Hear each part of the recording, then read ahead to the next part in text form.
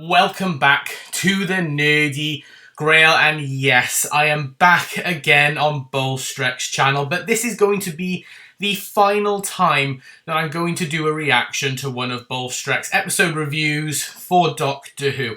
I did mention when I did my Lux one that I was going to potentially come back when the finale hit just to see his thoughts and to see if he's changed his opinions by the time we got there. I know I did an extra one on Lucky Day, but that was only because I didn't get to see his initial thoughts on Ruby Sunday, and I was interested to see what his thoughts on her were. However, this time we are now actually at the finale, part one of the finale, Wish World, which I have done my own video on, so you can check that out if you so wish. But I thought, since it's the last time I'm going to react to Bowlstrek, I thought I'll make it a little bit more interesting. So as you can probably see on the screen, I have taken this idea from another YouTube channel, which I will put a little reference to below, and thank you, because I thought it would be an interesting idea to make it a bit more interesting. I'm going to have a go at doing some Bowlstrek bingo, because there's a fair few traits that are fairly obvious that we're going to probably see crop up in this video, like we did when I reacted to Lucky Day, and like we did when I reacted to Lux. I also have a paper copy of the bingo card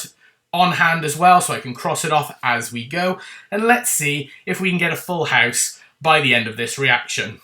So, without any further ado, let's unmute this video and jump straight into my final reaction to a Bowlstrek video, Wish World, which I personally thought it wasn't a perfect episode. I'm not going to sit here and say it was perfect.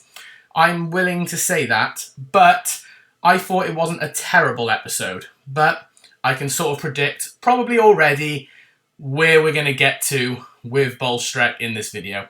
So let's see if I can tick anything off the bingo card as we go along. As we watch Russell faceplant into a pit of rancid failure, we can't help but laugh. Oh, Russell, you bitter, bitter little man. Like a baby. Straight away, I can tick off one thing on my bingo card, yelling at Russell T. Davis. Straight away, can tick that off the card without any hesitation at all. I knew I was going to get that one instantly. The moment I saw Russell pop up on screen, I thought, that is instant. That is going to be an instant one for me. Smashing his toys when he doesn't get his way, Russell has decided to wreck this once-beloved franchise. What's left is a steaming pile of cat vomit, which Russell can't help but stare and smile at. What life lessons from life's bitter losers do we get to learn about this week? We start with a horse expressing his shame about being on the show, and we find ourselves... See, now, straight away, the horse expressing things, I feel like that is just utter nonsense. Like, he is a horse. It is a horse. I'm sorry, but what are we going on about straight away? It is a horse, my guy. It is a horse. And I think that debatably could be something, but I'm going to wait a little bit longer. In Bavaria in 1865. So much to get offended by. This dude pops out looking happy. I guess they told him he was going to be on a different show. On top of the horse is current year Ronnie. Mystery Lady, now known as Olden Days Ronnie, is sweeping the floor somewhere, making penance for the crime of not being current year Ronnie. This dude says he wasn't expecting current year Ronnie. Nobody was, dude, because nobody cared enough to give 2 rancid piles of... Ooh. Did I put that one on here? Yes, I did. I can tick that off. Nobody cared. We've got nobody cares. So I'm going to tick that one off straight away. Nobody cares. Vomit about what to expect, other than it would be lecturing and very degenerate. Current year Ronnie says this dude is lucky. Hardly. He's on this show, his eyebrows look like caterpillars, and his hair looks like he took time out to bang an electrical socket. He's the 7th son. Why are we talking about banging an electrical socket? What is it with Bowlstrek and talking about sexual things? I don't understand. He just baffles me with some of the things he talks about. I'm going to actually tick that off as a baffling tangent, because that just went off the rails. Talking about his eyebrows looking like caterpillars, sticking his thing to bang an electrical socket. What's that got to do with the episode? Of a 7th son, and I'm in the 7th circle of hell. His wife wants to name her 7th son Unis. Current year Ronnie says that's a terrible name, and I tend to agree. Current year Ronnie decides that she's taking little Unis because that's the way things are going. Bitter that you banged and aborted your way through your 20s and 30s, and sad that you'll be alone forever with only cats for company, and even your cats hate you. No worries. Just start stealing other people's children. Current year Ronnie turns Okay. the wife into violets, the kids into ducks, and the dude into an owl. That's what you get for being happy in this man's world. Next, we're in London in 2025, also known as... I mean, they're just it's just the Rani showing off her experimentation, some of the powers that she's, quirked up over the years. I thought it was interesting, and visually it was interesting, especially the violets, the flower petals. I thought was pretty nice. It's weird, yes, but come on, it's Doctor Who. And it seems Dr. Nutty... Hey, Dr. Nutty. I knew that one was going to get called up. Calling Shooty Gatwa Dr. Nutty. Obviously, that one was going to crop up. ...to bang diversity hire number 6. And diversity hire, straight away, using the phrase diversity hire. There we go, can tick that one off the list.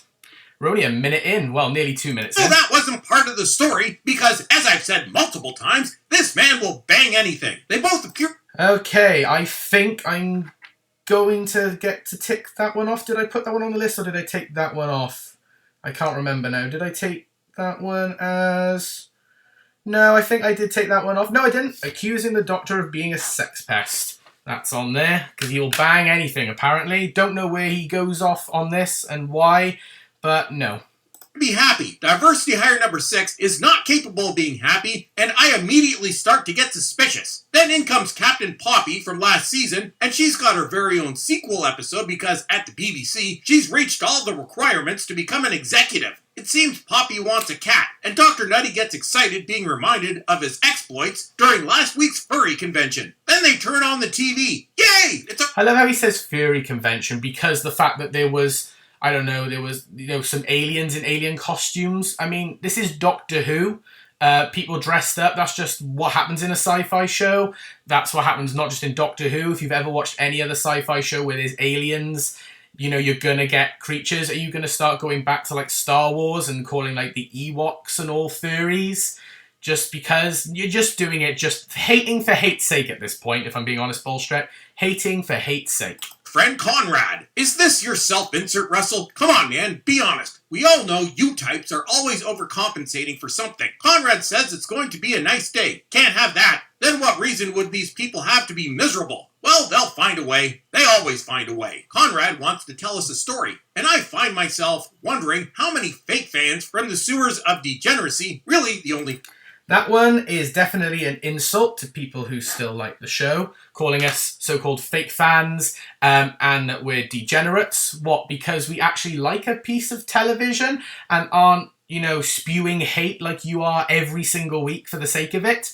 No, I think actually, Bowlestrek, at this point, you're the fake fan, if I'm perfectly honest, because you don't seem to remember what came before, going back to the so-called golden eras of the show. Even from my favourite Doctor, Tom Baker, he had a lot of episodes that were extremely political, had messages. It's gonna happen, my friend, unfortunately. So I think potentially you're the fake fan, if I'm honest. And this show has now, think his name is actually Doctor Who. Well, folks, his name is not Doctor Who. His name is Dr. Nutty, or Chitty Chitty Bang Bang is also acceptable. Diversity hire number 6 has been placed in her worst nightmare, being a happy stay-at-home mother. They're getting ready for May the 24th, which is supposed to be a big day. Well, I'm watching this on May the 24th, and as a result, my day has been terrible so far. I think I can tick that off, complaining about watching the show, yet continues to watch it. Because every single week, Bowlestrek, from what I've seen in the videos, you complain, but yet you still find yourself coming back to watch it, and I wonder what reason that could be. You put out the thumbnails, you scream, you shout, you say racist comments, homophobic comments, you go off on weird tangents that make no sense. There's a reason why you're doing it. I think you don't actually hate the show as much as you say you do, if I'm honest, and if you do, then that is unfortunate, and that is quite sad, and I think you really need to check if you're alright, to be perfectly honest, because some of the stuff that you come up with is ridiculous. I'm sorry, it is ridiculous at this point. But yeah, definitely, that is complaining about watching the show, yet watching it. So, Bowlestrek, I expect then next week you won't do a reaction to the reality war. So, there we are. So, if you do a reaction to the reality war, then you're contradicting yourself. Diversity hire number 6 says she's going to try cooking, and Poppy says no, and a mug breaks, and we see our first glimpse of an offended diversity hire number 6 in this episode. I like your style, Poppy. Then, suddenly, she wasn't offended, she was confused, because the whole point of the episode is that whenever there's someone who doubts themselves, there's confusion. I'm sorry for the image that's there, but obviously Bowlestrek chose that. It's a bit of a weird image to choose of Ruby. But yeah, that's just what happens. That's called the plot of the episode. She's not offended at all, don't really understand. If I'm being perfectly honest, I swear I put that one down as a potential thing. No, I think I took that one off. I was going to say, wait. Absolutely insane takes that make no sense. She's not being offended. That doesn't make sense to me, Bowlestrek. Princess Zumi shows up at the door. Yay, Princess Zumi. I put that one on here specifically for this episode. Calling Ruby Princess Zumi. That one originally wasn't going to be on here, but I knew because Ruby Sunday's in this episode, he's going to call her Princess Zumi, so I had to put it on there. After endearing herself in the press to former Doctor Who fans recently, and Dr. Nutty... What was that article there? I don't... Millie Gibson responds to Doctor Who woke criticisms, just watch it and get over it. The show is so pure and beautiful. ...in the press to former Doctor Who fans recently, and Dr. Nut... No, I mean, to a degree, I do partly agree with... I mean, maybe she shouldn't use those exact words, but I will say, though, some Doctor Who fans, or Doctor Who fans, you know, do take it way too far. I think it's ridiculous and out of hand. Like, sure, you don't have to like what they're doing with the show at the moment. Everyone's entitled to not like the particular direction that it's going, and that's fine. You don't have to. Not every single thing's going to be for you, and shows change. Doctor Who is probably the biggest show for change, you know? And that's just the way that the world works. But I think there's a difference between not liking something and just spewing pure hate and coming up with absolutely absurd takes just for the sake of it. You don't need to be racist. You don't need to be sexist. You don't need to be homophobic. You don't need to then criticize people who actually are willing to not mind the change. You know, us Doctor Who fans calling us degenerates every week. That's like the most vile thing you could possibly say. So there is a difference. And I think, yeah, to a degree, some people do need to just get over it. Because, yeah, they take it way too far. I mean, I personally think she could have maybe said it a bit differently, but... you know, maybe she's just sick and tired of it. And if you're... I know that Millie Gibson has had some abuse. I know when she's gone to her first Comic Cons, she's been approached by some people. And I just think that is wrong. It needs to stop. It needs to stop. These things, at the end of the day, aren't real. They are TV shows for entertainment. You can't then actually take it out on real-life people and real-life things. That's wrong. If you can't tell the difference, then you need to just stop and take a look at yourself. Looks disgusted with her. I mean, she was demoted for not meeting BBC requirements, and this man really does not like certain demographics. I almost want to tick off something, but I'm going to wait a little bit longer, because I feel like that potentially could be something. That potentially could be the checkboxes one, but I'm going to hold off a little bit longer. Princess Zumi is not sure she knows Dr. Nutty. Consider that a blessing, dear. Dr. Nutty asks if she needs a doctor. No, Dr. Nutty, this is the wrong type of clinic. Diversity hire number 6 gets offended, and Dr. Nutty gets disgusted, perhaps thinking for the first time about how he conducts himself in public. Then diversity hire number 6 calls the police. No need, dear. They already have a very long file on Dr. Nutty. Then Princess Zumi runs into Mel, who seems bitter, providing Princess Zumi a glimpse of her future. Mel has a lot of broken mugs, possibly the result of thinking about her life choices that have left her lonely. Don't worry, Mel. Current year Ronnie has a solution. Just steal somebody else's kid. Mel claims she's happy while single with no kids, so she will sit in silent contemplation to think about her life choices. Welcome to Conrad's world. As Russell is unable to hide his complete and utter contempt for anyone that isn't as miserable as he is. Oh, Russell, you Pillsbury dough-shaped bag of hate and bitterness. You just keep being you. Then it seems the effects department blew its budget on build-your-own dinosaur kits. Well, isn't that just adorable? Conrad says Dr. Nutty... Referring to the effects as bad or little to no elaboration, I'm going to hold off on that one as well. Because I almost feel like that was a subtle dig at the effects, but doesn't actually go into detail onto why. But I'm going to hold off and wait, because there is an actual effect in the episode, which I am a bit like, ooh, that did look quite bad, but I want to see if he pulls it up. Lots and lots of human friends before becoming Dr. Nutty, after which time most of his friends left to report Dr. Nutty to the authorities because of continued harassment.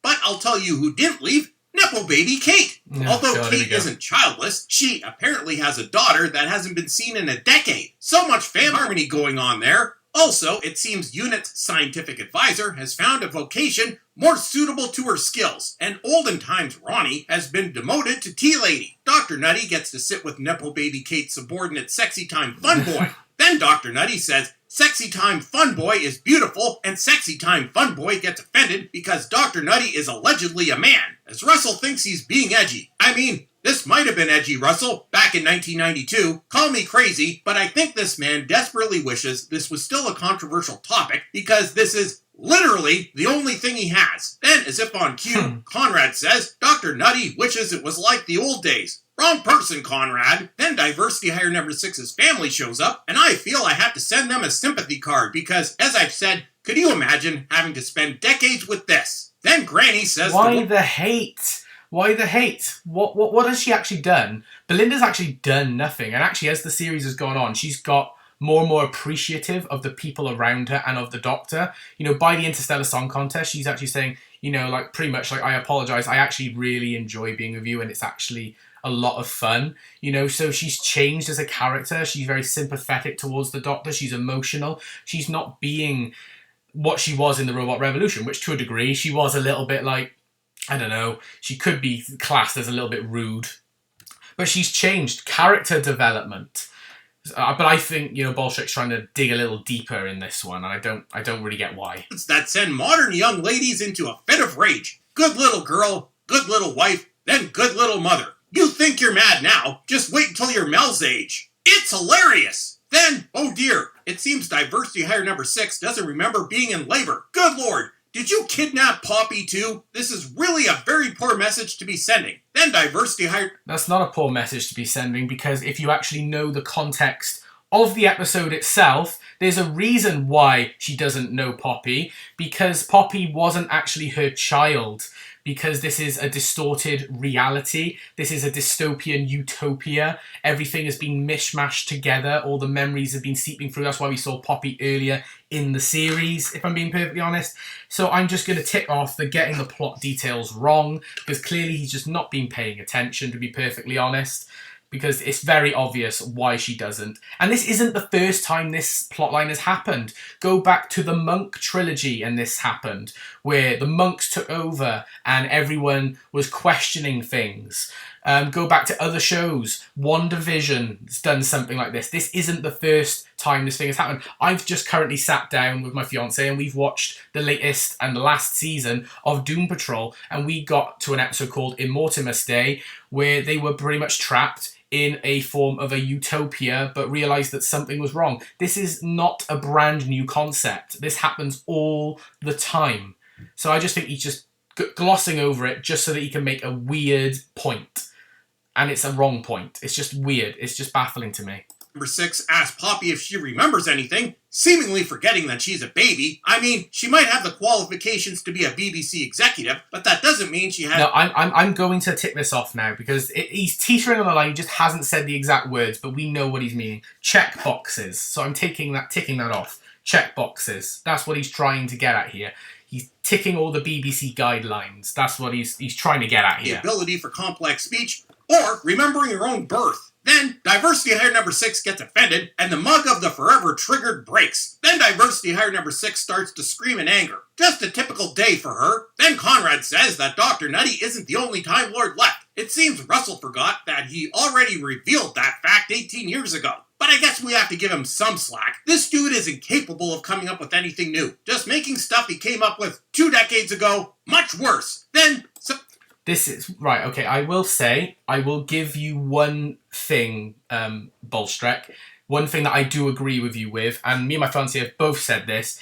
Yeah, Russell does seem to... It does feel like he is slightly out of ideas. He does seem like he is recycling old materials, because if you put season 1 with Christopher Eccleston and season 1 with Shooty side by side, you will notice a pattern in terms of the stories, in terms of like locations, like one set in present day, then you go to the past, the future on like a space station, then you go to the past. There is that plot line, that overarching theme that's cropping up. It does feel like he's recycling stuff, because this is exactly what happened in season 3 with Martha Jones, when the face of Bo predicted that the Doctor was not alone. And then all through the series, the 10th Doctor was saying, oh, I'm the last of the Time Lords, my planet is gone.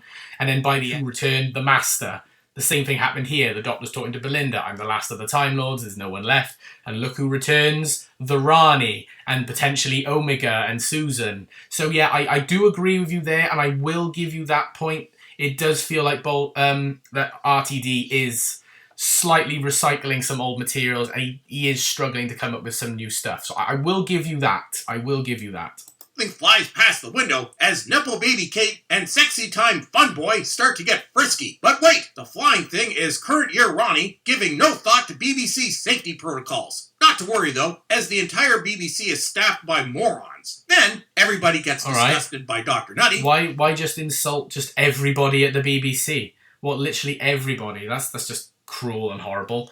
And actually, because he didn't, but he was teetering on that edge, I am going to say that he is referring to the effects as bad with little to no elaboration. But yeah. Not for asking who she is, as the script would have you believe, but just for being Dr. Nutty in general. Current year Ronnie is excited about a dastardly plan. What is this plan? Nobody cares. Literally, nobody cares because nobody... Oh, I mean, I ticked it off earlier, but if I couldn't, then I definitely would have ticked it off here.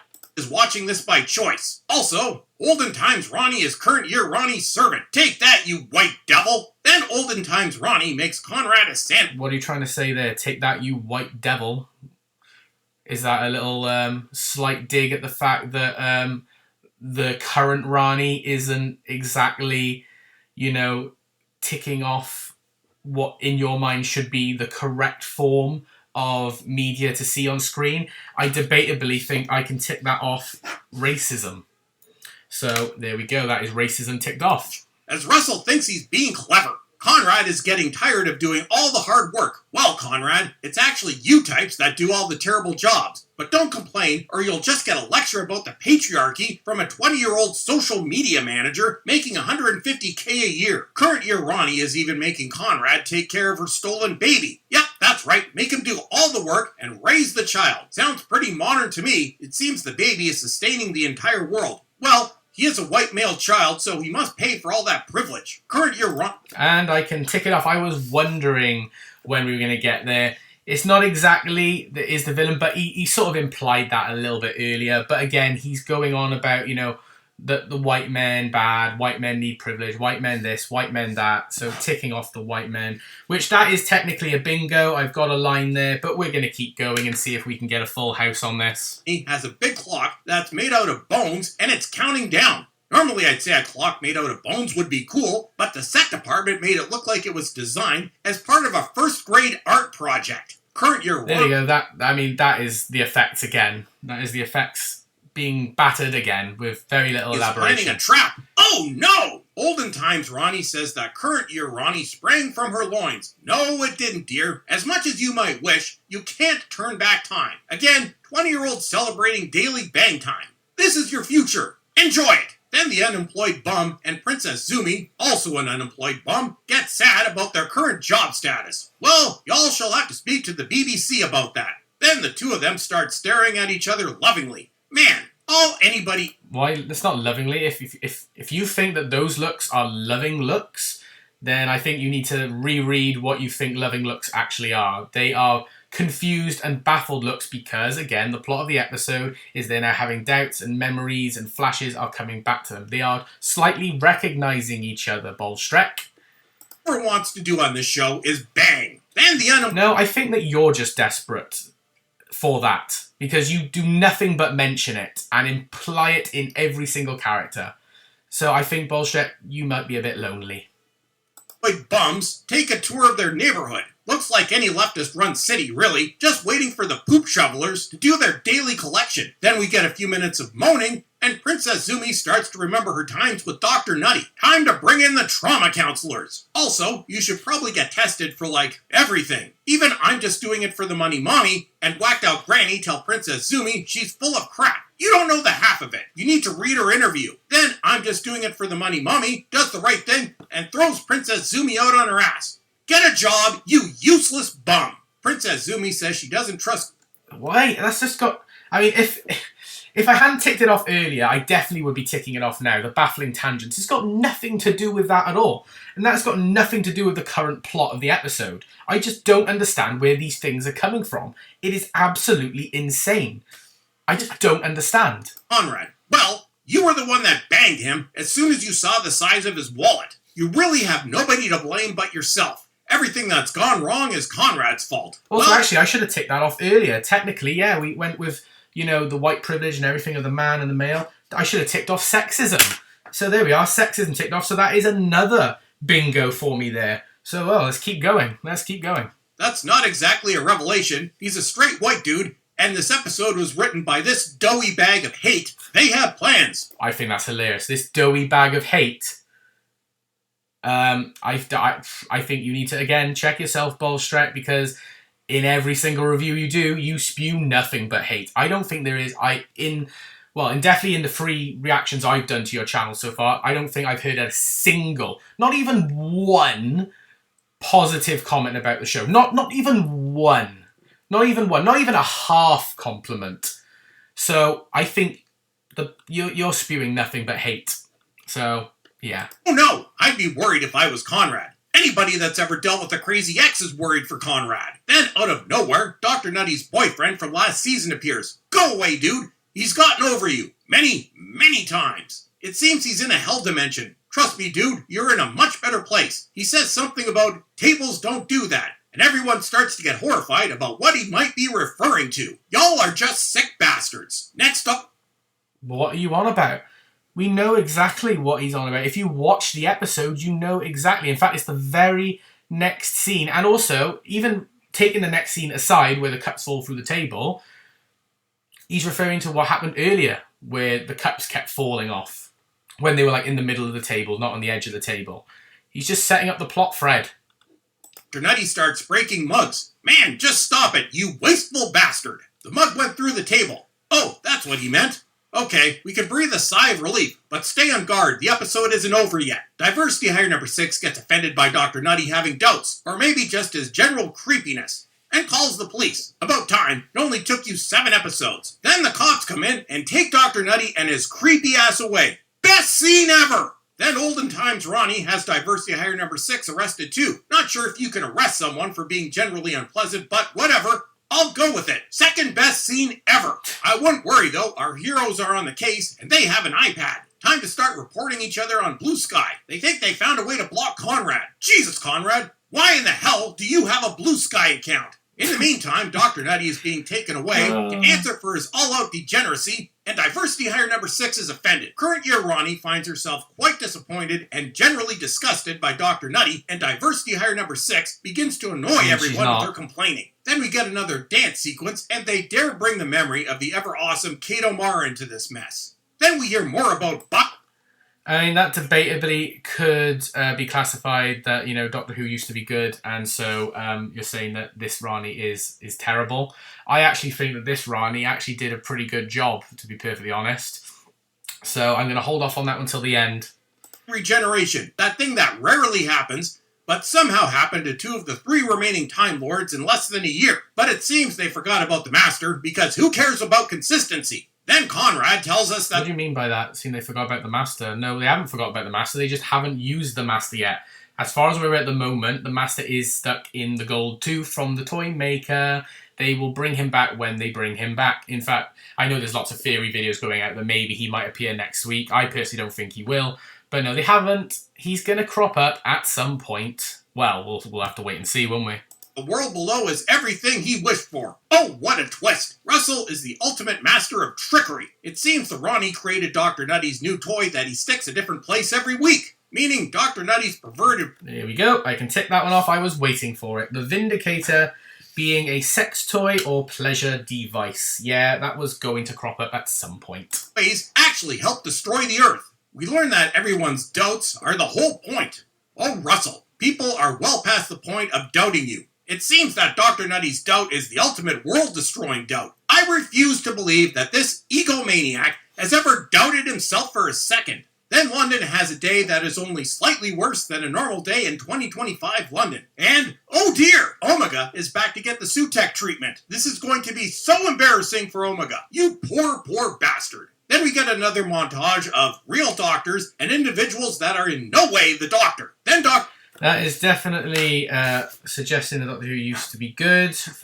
Again, I don't know why he is just constantly I just don't understand. I think it's just ridiculous. Ridiculous. Now he gets his memories back. And Jodie was fine. Jodie did nothing wrong in her era.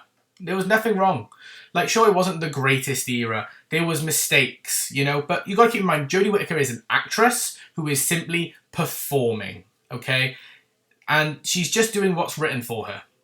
So, come on now. And for a second is absolutely horrified at the disgusting things he's done, and Diversity Hire number 6 continues to complain. Then Dr. Nutty gets thrown to his death, and I get hopeful.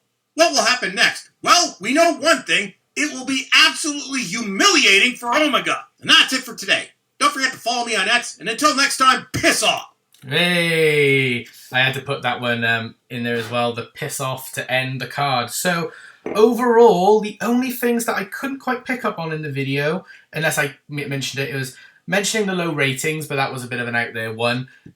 Woke technically crops up, so I'm going to cross that one off. Homophobia is definitely something that crops up in here, so I'm going to tick that one off, actually. He didn't actually say good lord, unless I missed it, so I'm not going to cross that one off. And a backhanded compliment to the Chibnall era, yeah, I don't think he did. So we're close to a full house, but not quite. So, yeah, I'm not really surprised, to be honest. This was, again, just another generic Bowlestrek video where, I mean, to be fair, he did have one comment that I agreed with, the thing about RTDB running out of ideas, and he did slightly talk about the plot, I suppose, to a degree. So, you know, it wasn't completely a relevant review, but again, he just goes off on baffling tangents, makes stuff up, you know, just spews the hate for hate's sake. You know, I don't understand. You know, Shooty's a sex pest, Diversity Hire. I just don't understand at this point. So, but yeah, I had to have a little look just because I was interested to see what he was going to say about the Rani, the Omega thing. You know, I wanted to see, and I said in my Lux review that I was going to come back and do a little bit of a reaction to the finale. I'm not going to come back and do a review on the reality war, and if I'm going by what Bowlestrek said before, he technically shouldn't do a review on the reality war, because if he hates the show so much, then he would stop watching it. Otherwise, there's another agenda for it, and I think we all know what that agenda is. But anyway, if you did enjoy this video, please like it by giving it a thumbs up, and comment down below your thoughts on Wish World, and subscribe if you are new. But for now, this is the Nerdy Girl signing off. I hope you've had an amazing day, and I will see you all in the next video. Bye for now, everyone.